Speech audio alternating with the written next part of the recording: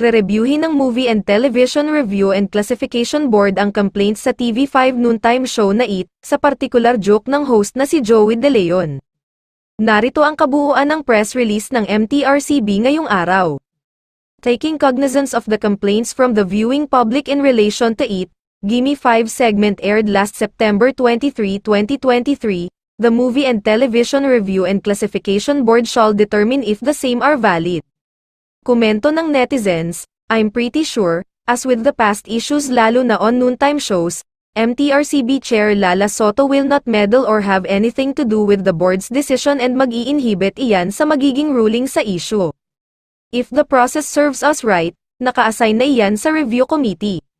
And knowang Lala na may delikadesa, hands off na siya riyan, let the whole thing go through the natural process, wait and see tayo bilang audience. Sigaw pa ng ilan ay nakakapanghinayang umano ng paglunsad kay Ate Shamulak. Hindi sa kung ano paman, hindi ko nakitaan ng ibang ibig sabihin ang pagkabanggit ni Joey ng lubid. Pero bago ito harapin ng MTRCB, napagdesisyonan na kaya ang kaso ni Wally Bayola, bakit ang bilis ng desisyon sa It's Showtime samantalang sa It napakabagal? Inungkat ng ilang netizens ang naging banat ng comedy host noong 2017.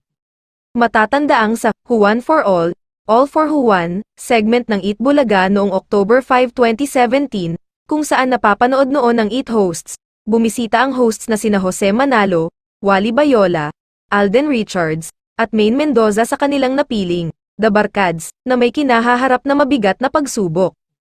Gawa-gawa lang ng mga tao yan, gawa nila sa sarili nila, saad naman ni Joey sa gitna ng kanilang pag-uusap, matapos naman ng isang araw, naglabas ng public apology si Joey at inaming nagkamali daw siya at humingi rin ng tawad kay Maine.